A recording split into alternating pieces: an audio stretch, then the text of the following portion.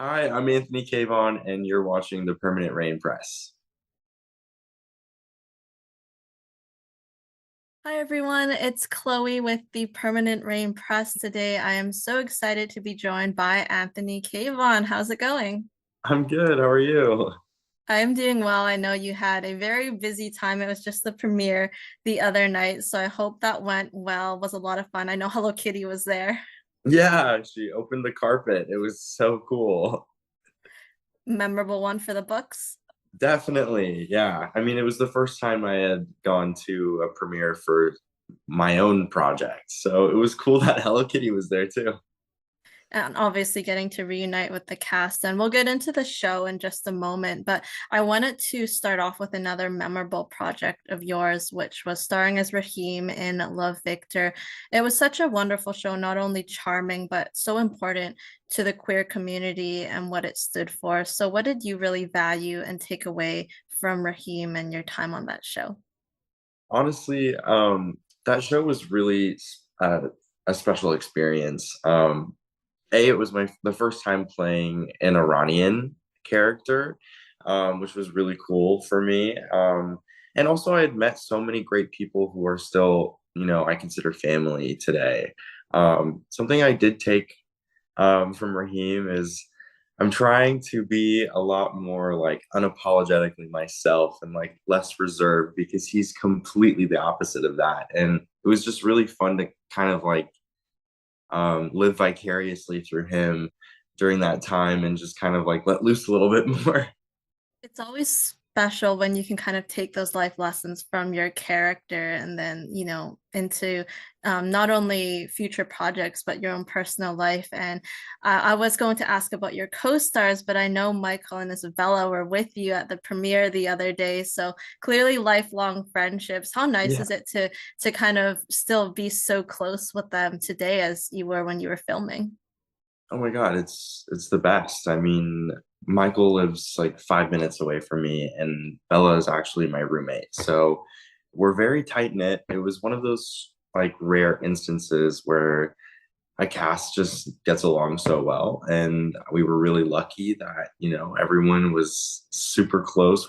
All are like within 10 minutes from each other. So we see each other all the time. So it's really special, the bond that we created on that show. What do you think Raheem has been up to in the past year? Like, what does his life look like with respect to school, with Connor? Where's he at? Oh, I wonder. That's a great question. I mean, I think at this point, he'd be a senior at Creekwood. So he'd probably be like, I would say he's kind of like probably the Regina George of the school in a way, but nicer, a lot nicer. Everybody loves Raheem. I would like to think he and Connor are going strong. I thought they were so cute together. Yeah, I feel like he would be maybe applying to college at this point. Thinking about that next step. I feel like he'd want to go someplace like NYU. That's what I see for him. Studying fashion, maybe? Yeah, definitely fashion. And still a massive Blackpink fan? Always. That's like a no-brainer. Yeah, more so So now, I think. more so now, which yeah, of course, with the time in South Korea, but fans really wanted a spin-off of Raheem. They really related to uh his story, especially with his parents. And something else I saw a lot of was really wanting more scenes between him and George's Benji. It was a lot of the good old enemies to lovers kind of dynamic or storyline. So what is your response to that wish? Um, you know, it, all good things come to an end. But if I would absolutely consider the option if, one day I was asked to reprise the role of Raheem.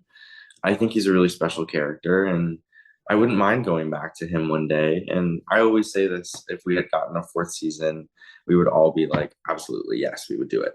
But like I said, all stories have, their final chapter. And so I'm comfortable with where we left him. A good thing with like programming nowadays is there's always like I feel like there's always a door open. Like we see it happen. There was a show Teen Wolf and they did that revival movie. So fingers Yeah. crossed because I feel like when it's the right time and the cast could come together and I'm sure it would be a lot of fun.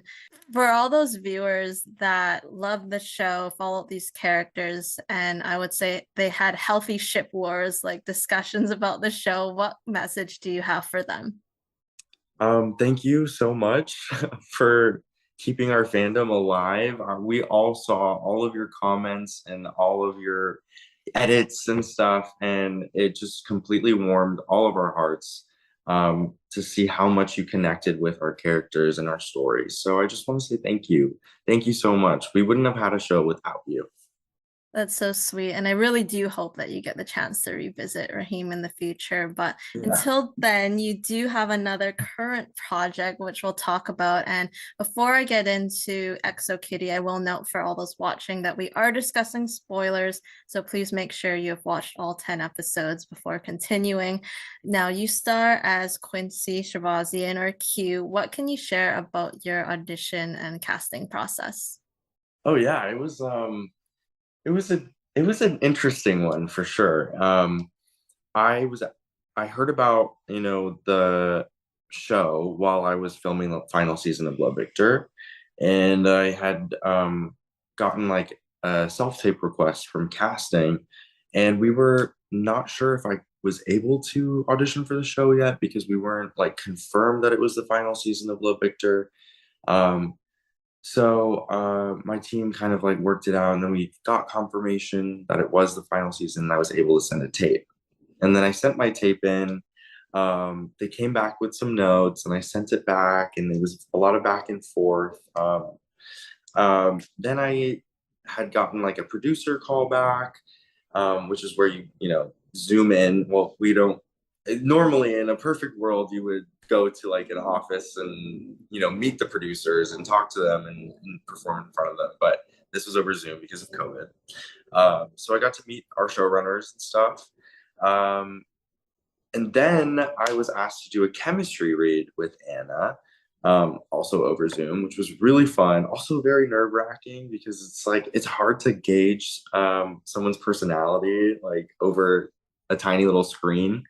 Um, but I think it went really well. Then I found out that I was cast. I found out that I was like I had completed like the deal and everything was set and ready to go on the very last day of filming Love Victor. So it was very bittersweet for me because um I was leaving a show that I loved so much, but also starting a new show, which was had its own like very conflicting emotions because I felt like I need to mourn this before I could start this, but I'm really grateful that everything happened the way it did because um, I love Exo Kitty and I'm so excited for this show. So yeah, that was kind of the casting process. It was definitely not what I was used to growing up, but everything worked out. Yeah, especially with the times and how everything's changed in terms of productions. But I totally understand that whole wanting to be sad, but also thinking you should allow yourself to be happy at this Yeah. new opportunity. And the writers incorporated your Iranian and Filipino heritage into Q. How special and important was that to you? And was that in any kind of character description, or did that factor in after you were cast? Yeah, no. So in the breakdown, Q was listed as I believe they wanted him to be either from Africa or the Middle East. Um, so obviously I'm half Iranian, that's in the Middle East. So I was like, okay, I can fit this. But then as we started shooting and we were trying to figure out Q's last name, and I had a conversation with Jenny and Sasha, our showrunners, and I had asked them if they had thought about Q's like identity and his ethnicity and stuff. So I had asked them if they would consider making him half Filipino and half Iranian like me, because we'd settled on an Iranian last name. But I really wanted that part of me to be a part of Q as well. And that was really a, a really positive discussion. Jenny and Sasha were absolutely, absolutely willing to do that, which I'm so grateful to them for that.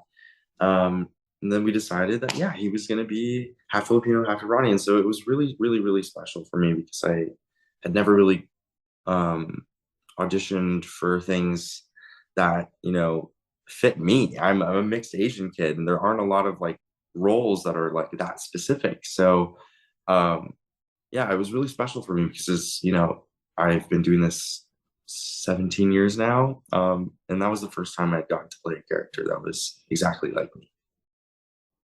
So special. And I watched a video, I think it was during a screening event that you did, and you were getting emotional talking about how much you related to him, also based on like this cultural aspect. And I was curious, like, have you always been in touch with your heritage and cultures, or is it something that you've really been learning about and embracing more recently? Definitely yes and no. I mean, both my parents are immigrants, so they had a lot of traditions and, cultural values that they instilled in me and my brother growing up. So I felt that I was very in touch with both sides. I was lucky that, my grandparents on both sides lived in California. So I got to see my family on each side. We spent a lot of Persian New Year's with the family.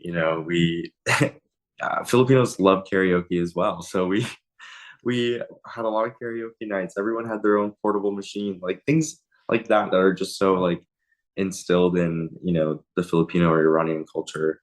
I was surrounded by growing up, but it was also something that was like a little bit difficult at times when my peers weren't like used to that kind of stuff. So there was a lot of like um, unintentional kind of like hiding that side of me growing up, I would think.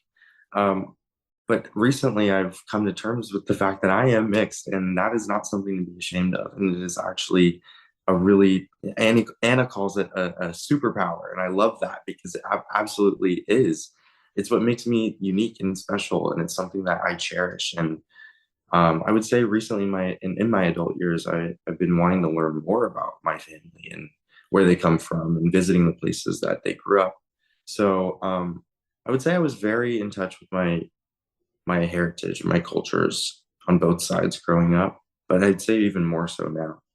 And allowing yourself to express it outwards, and like you mentioned, not be afraid of sharing it. I wanted to talk about Jenny and Sasha. Like, how were they as leaders and resources, and what kinds of other conversations did you have with them in terms of Q and his backstory? Oh my gosh, yeah. I mean, I remember before I was cast, we sat down and had um, a talk over Zoom because I wanted to get to know the character more. Um, and they and a lot of what they told me is actually not in season one, so I'm not entirely permitted to say a lot about what his backstory is. But I can say that it's what really drew me to him and made him like a complex, layered character that I cannot wait to explore in the future. Hopefully, we get a second season so that we get to do that and see more of his backstory. That is definitely very suspicious, and it has us probably thinking like, what's his backstory? But I love that it kind of leaves it open because we don't actually get to, meet his family. He does allude to some things in his life. Like, we know he's loves the outdoors. So I feel like that was an element that was kind of hinted at, but it wasn't a constant focal point, which was, you've mentioned he's in a state of like constant pump. He's always working out. And that's something that nowadays it can be a good thing in terms of exercise, but it can also be bad if that becomes someone's like entire personality. Was that something that you kind of thought about with you? Yeah, I mean, he's definitely a jock and he values athleticism. But as you can see in the series, he's not, and that's not all that he is. He's an extremely sensitive and moral kid, and someone who um, has a lot of life experience, I think, and is able to help guide his friends through these like difficult times. Um, so no, I mean, yeah, I absolutely agree with you that making your physical appearance your one focal like aspect of life is definitely an unhealthy mindset. And should not be encouraged. But I do think that, that's just part of who he is. He loves working out. It's what makes him happy, and loves the outdoors. And I think he has a healthy balance between his, athleticism and his social life as well. Definitely an empathetic character, and I love just how happy he was on that hike. Um, he was definitely so happy to be there. What do you think are his current goals and values in season one? I definitely think in season one, his current goals are, you know, being there for his friends, being a good friend. I think he really values loyalty. So that's why I think another goal he's gonna have is, to make a decision on, who he wants to support, in terms of, obviously Florian put Day in a really awful position towards the end of the season. So I think Q has to battle that a lot between, choosing someone that he loves and someone that he considers his best friend. So I think that's what he's dealing with right now at the moment. You listen to a lot of K-pop to get into character. Is there anything else that you kind of did to prepare yourself for this role? Oh yeah, I mean, Q is a track star, so I like tried running. I am not a runner by any means, but luckily the hotel that we stayed in had this like beautiful gym.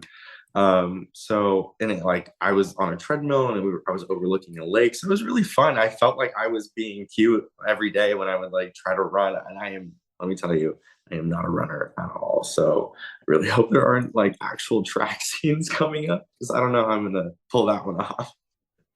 It's Peter and Sangon who like climbing, so they couldn't convince you to go out climbing, bouldering with them. No, they did actually. That was something that the cast did often.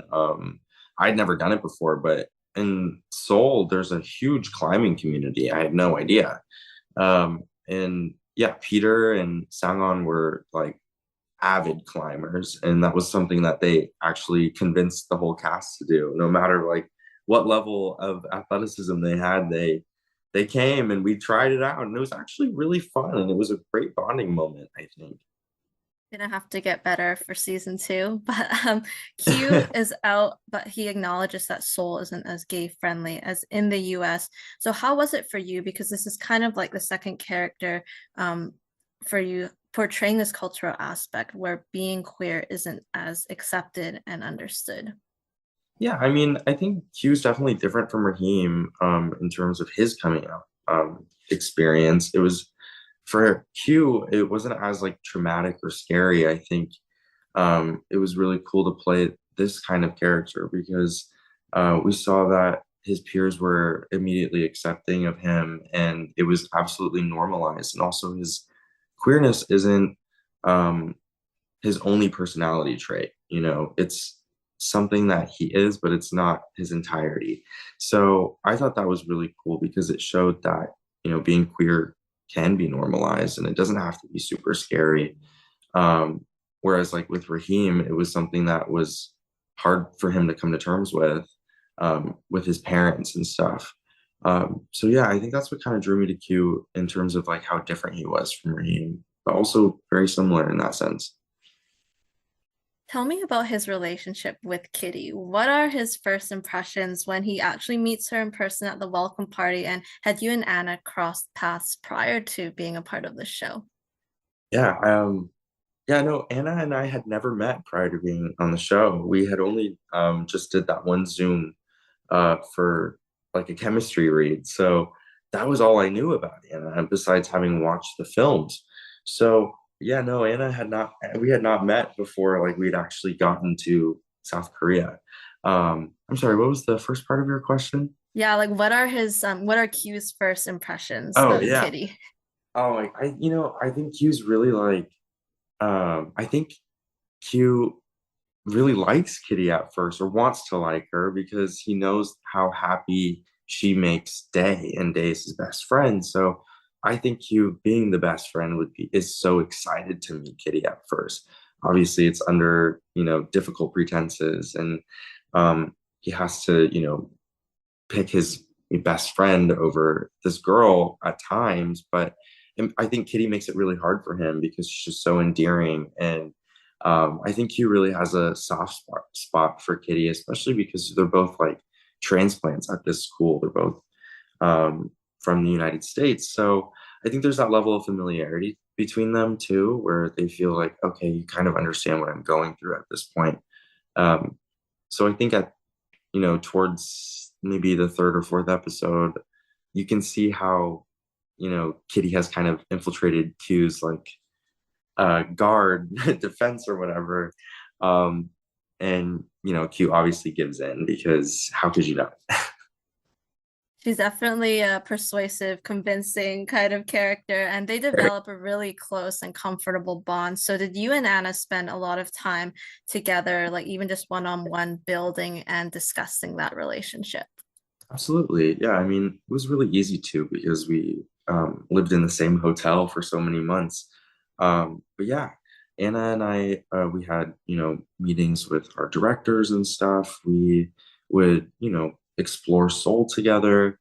And also just like little hangouts in the hotel rooms and stuff. A lot of our scenes were together too. So even when we're not um, like actually on camera, off camera, and we're like in between setups and in between scenes, we spent that time talking and laughing and getting to know each other. Yeah, so I think it kind of just came naturally. There wasn't a lot of work that had to be done there. Anna and I just get along so well. We are both, have been in this industry a long time. So we have a lot of mutual friends, and it was just very easy to get to know one another and to work together so well. And Q was the first person to kind of volunteer that Kitty stay with them after her roommate incident. And that wasn't fully hashed out, but that whole roommate thing, there's definitely some kind of criminal undertones, at least the invasion of privacy. Definitely. I remember watching that scene and I was thinking like, oh my goodness, what's going on here? Yeah. And yet she still attends Kiss later on as we see Yuri goes into her room. But tell me about Kyu's friendship with Dae and Minho, like the history behind it. How long do you think he's known each of them, and what's the basis of their friendship? Yeah, I mean, I think I like to think that the three of them normally would never be friends with each other unless they were roommates. They are just so completely different and have very different interests. Day is extremely studious and doesn't come from, they have very different socioeconomic backgrounds as well. So I just don't think normally they would run in the same circles. Um, so I like to think that, being dormed in a room together in a dorm, um, kind of like force them to get to know each other and like each other. It's kind of like New Girl. Like none of those people were, really are the same, and but they end up together and it just works. That's kind of how I feel about their relationship. Almost like a forced friendship at the beginning, Yeah, but it works yeah. out really well. And they're on their third year living together, so it's easy at that point. Which was your favorite scene to be a part of and why? Oh, oh my God, there's so many to choose from because we had so many different kinds of scenes and different locations. I really, really loved all of the the ocean, like cleaning up the garden. I really loved those scenes because that was a location that was like I think it was like 2 hours away from where we were staying. So we all had to like get a different hotel, and it just felt like a field trip. Um, I mean, a field trip within a field trip, I guess. Um, but yeah, I really love those scenes. Also, the library scenes were really, really fun because all of the cast were together all the time. And it was just also such a beautiful location. So I'd probably say those ones. And also, my favorite scene of all time that I filmed was my last scene with Anna, where she's like packing up, getting ready to leave Kiss. Um, I just feel like at that point, Anna and I had reached like such a great connection together as scene partners, and it all culminated into this final scene together. on our last episode. We all knew that we were going home soon. So there was just a lot of emotion involved. And it was a very like just sentimental kind of memory that I associate with filming that scene. That was such a nice scene, especially because they had the argument before that. So Yeah. having like that ultimate realization when they reconcile, that was such a sweet scene. And I'm glad that the characters, there was no cliffhanger on their part, at Yeah. least. Tell me about the scene where Q, Mino, and Day pull the sheets off of Kitty. Was that really funny to film as much as it Oh my was to God. watch? It was so funny to film. And actually, I think I have a little fun fact about that film. I mean, that scene, filming that scene, half of that scene was filmed maybe 8 weeks prior to the other half of that scene. So it was just like, I think there was someone had gotten COVID out there. So we had to delay that and start filming other parts of the show. It was a lot of like mismatched. So I believe like when we walk into the room and Kitty's under the blanket, that is a completely different day than when we actually rip the blanket off of her. So that was definitely an interesting one to film, to shoot, because we had to remember exactly how we screamed, how we walked in like 2 months ago. So it was really interesting.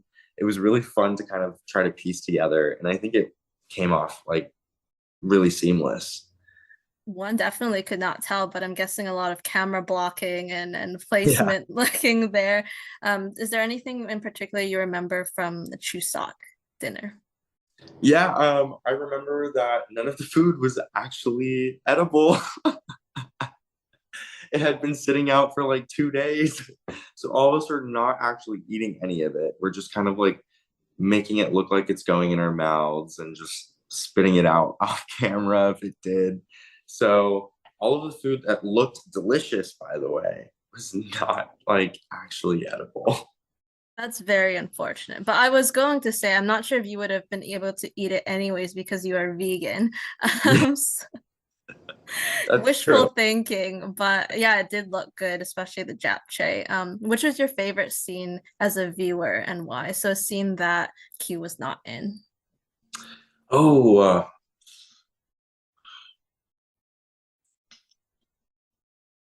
I'm trying to think. There were so many. I really loved watching scenes between Yuri and Gina. Um, I just think they have a beautiful dynamic and on-screen chemistry, but I don't know if that's my favorite. Honestly, my favorite scene was when Ocean Park rolled up and Madison Miller had her scream. I know you know what I'm talking about. She was so funny. I wasn't in that scene, but I was watching on a monitor, like maybe 15 feet away. And I was cracking up on every take because her scream is just so aggressive and out of place. It was just the best thing ever. And I just love Jocelyn. She's just so funny. Anything she does makes me laugh. That was such a great one. And I have one more question for you as we wrap things up. Our signature question. If you could be any ice cream flavor, which would you be and why? Oh, and why? Okay. Oh my gosh. I think I'm gonna go with mint and chip. That's my favorite. Because I love chocolate and I love minty stuff. I don't know. I hope that works. I love that answer. It was a great way to end things off. And I'd like to thank you so much, Anthony, for taking the time to chat a bit more about season one. Fingers crossed for season two. For all those watching, you can catch Anthony in Exo Kitty season one is out on Netflix. And we will see you next time.